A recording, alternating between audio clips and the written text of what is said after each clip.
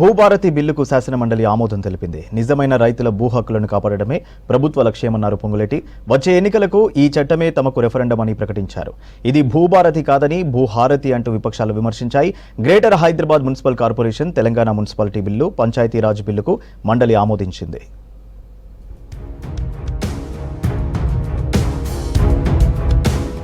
భూభారతి 2024 బిల్లుకు తెలంగాణ శాసనమండలి ఆమోదం తెలిపింది. సుదీర్ఘ చర్చ తర్వాత బిల్లును ఆమోదించారు మండలి చైర్మన్ గుత్తా సుఖేందర్ రెడ్డి. వచ్చే అసెంబ్లీ ఎన్నికల్లో భూభారతి చట్టం తమకు రెఫరెండం అన్నారు రెవెన్యూ మినిస్టర్ పొంగులేటి శ్రీనివాసరెడ్డి. ఆనాటి ప్రభుత్వం కేవలం 4 కోసమే ధరణి పోర్టల్ తెచ్చిందని విమర్శించారు. ఇందిరమ్మ రాజ్యం 4 కోట్ల మంది ప్రజల కోసం పనిచేస్తుందన్నారు. ఒక అద్భుతమైన దేశానికి ఒక రోల్ మోడల్ అయిన ఈ భూభారతి 2020 చట్టాన్ని సుమారు నాకు తెలిసి నేను ఒక 100 మీటింగుల్లో మా అధికారులతో మిగతా మేధావులతో కూర్చొని ఉంటాను అధ్యక్ష. గౌరవ ముఖ్యమంత్రి గారు ఒక 25-26 మీటింగుల్లో కూర్చున్నారు అధ్యక్ష. ఒక్కొక్క పాయింట్ని క్షుణ్ణంగా పరిశీలించి దీన్ని తుదురూపులు దిద్ది నిన్న అసెంబ్లీలో పాస్ చేసుకొని ఇవాళ తమ దగ్గరికి ఈ బిల్లు రావటం జరిగింది అధ్యక్ష. భూభారతి చట్టం తేవడం రాష్ట్రం తిరోగమన చర్యలా ఉందన్నారు ఎమ్మెల్సీ కవిత. మార్కు కోసం కేసీఆర్ ధరణి చట్టం తీసుకురాలేదని, పేదవాడి కోసం తెచ్చారన్నారు. ధరణితో ప్రభుత్వ భూములకు రక్షణ కల్పించామని చెప్పారు. రైతులు ధరణి కావాలని తిరగబడే రోజులొస్తాయని చెప్పుకొచ్చారు కవిత. ఇది భూభారతి కాదని భూహారతి అని విమర్శించారు. తెలంగాణ రైతుకు రక్షణ కవచం అధ్యక్ష ధరణి. ఆ ధరణితో ఆటలాడుతూ ఉన్నారు. చరిత్ర వీళ్ళని క్షమించదు అధ్యక్ష. ధరణికి వాళ్ళ తూట్లు పడుస్తూ ఉన్నారు. ప్రజలు వెంటబడి మళ్ళీ ధరణిని మార్చుకుంటారు అధ్యక్ష. I'm challenging you this. ఎందుకు చెప్తా ఉన్నా ఈ మాట అంటే అధ్యక్ష, మాన్యువల్ పహానీలో ఇబ్బంది ఉంది కాబట్టే ధరణికి వచ్చినాం అధ్యక్ష.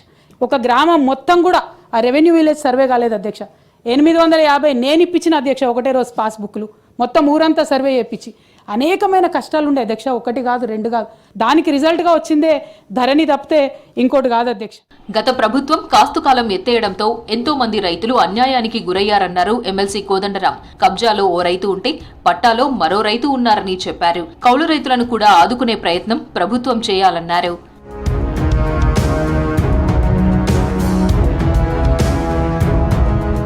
పర్ క్యాపిటల్ ఇన్కమ్ గ్రోత్ అన్ని రాష్ట్రాల్లో తగ్గుతుంటే మన రాష్ట్రంలో పెరుగుతోందన్నారు మంత్రి శ్రీధర్ బాబు. విలీన గ్రామాల అభివృద్ధికి ప్రణాళికతో ముందుకెళ్తామని చెప్పారు. ఈ రోజు highest per capital income growth మొత్తం రాష్ట్రాలకు సంబంధించి పర్ క్యాపిటల్ ఇన్కమ్ గ్రోత్ తగ్గుతున్నప్పటికీ మనం వి స్టిల్ ఆన్ 19.3% CAGRలో ఉన్నాం. Residential price appreciation is increased by 11%. ఈరోజు మన తెలంగాణ రాష్ట్రంలో హైదరాబాద్లో లాంచెస్ ఎక్కువ ఉన్నాయి. సేల్స్ ఎక్కడ ఎక్కువ ఉన్నాయి? ముంబైలో కంటే పర్సంటేజ్ సేల్స్ ఇక్కడ ఉన్నాయి అధ్యక్ష. పంచాయతీ ఎన్నికల నిర్వహణ కోసం సుప్రీంకోర్టు ఆదేశాలతో డెడికేషన్ కమిటీ వేశామన్నారు మంత్రి పొన్నం ప్రభాకర్. రాష్ట్రంలో పట్టణ ప్రాంతాల్లోని 80 గ్రామ పంచాయతీలను మున్సిపాలిటీలు, మున్సిపల్ కార్పొరేషన్లుగా మార్చనున్నట్లు మండలిలో తెలిపారు. హైదరాబాద్ ORR పరిధిలోని 51 గ్రామ పంచాయతీలను దగ్గరగా ఉన్న మున్సిపాలిటీల్లో విలీనం చేస్తామని చెప్పారు మంత్రి. హైదరాబాద్ సమీపంలోని ORR పరిధిలో ఉన్న 51 గ్రామ పంచాయతీలను పట్టణ ప్రాంతాలకు దగ్గరగా ఉండి పట్టణ లక్షణాలను కలిగి ఉన్న దృష్ట్యా ఆ పంచాయతీలను సమీప మున్సిపల్ కార్పొరేషన్లో విలీనం చేయడం జరుగుతుంది అధ్యక్ష. అదేవిధంగా రాష్ట్రంలో మిగతా ప్రాంతాల్లో పట్టణ ప్రాంతాలు లక్షణాలు కలిగి ఉన్న 80 గ్రామ పంచాయతీలను మున్సిపాలిటీలు, మున్సిపల్ కార్పొరేషన్లుగా మార్చడం జరుగుతుంది అధ్యక్ష. అదేవిధంగా సుప్రీంకోర్టు ఆదేశాల మేరకు పంచాయతీ ఎన్నికలు జరపడానికి డెడికేటెడ్ కమిషన్ ఏర్పాటు చేయడం జరిగింది. దీనికి సంబంధించిన సవరణను ఈ పంచాయతీరాజ్ చట్టంలో చేయడం జరుగుతోంది. హోంగార్డులకు ప్రభుత్వం PF, HRA బెనిఫిట్స్ కల్పించాలన్నారు ఎమ్మెల్సీ జీవన్ రెడ్డి. హోంగార్డుల జీతాలు పెంచాల్సిన అవసరం ఉందన్నారు. మనకంటే కొన్ని రాష్ట్రాల్లో హోంగార్డుల జీతాలు ఎక్కువగా ఉన్నాయన్నారు. మనకి ఏది ఇస్తుందో సేవలు అందిస్తుందో హోంగార్డ్స్ అని చెప్పక తప్పదు అధ్యక్ష. కానీ వేతనం రూపంలో ఏది ఇస్తుందో అదే కానిస్టేబుల్ వేతనంకు హోంగార్డు వేతనానికి అసలు పోలికే లేదు. దయచేసి ఏదైతే వారి వేతనాలకు సంబంధించి పంజాబ్లో 2,000 రూపాయలు ఇస్తున్నారు రోజుకు. They are getting about 60,000 rupees per month in Punjab state. వారికి ఏ విధంగా HRA కల్పించగలుగుతారు, TA కల్పించగలుగుతారు, DA కల్పించగలుగుతారు, లైక్ ఇవన్నీ కలిపి క్యుములేటివ్ ఏదైతే కన్సాలిడేటెడ్గా మీరు శాలరీని డైలీ 1,500 చేస్తారా, ఏమేమి చేయగలుగుతారు దయచేసి పరిశీలించాలి ఒకటి అధ్యక్ష. శాసనమండలి కీలక బిల్లులకు ఆమోదం తెలిపింది. గ్రేటర్ హైదరాబాద్ మున్సిపల్ కార్పొరేషన్ బిల్లుకు సభ ఆమోదం తెలిపింది.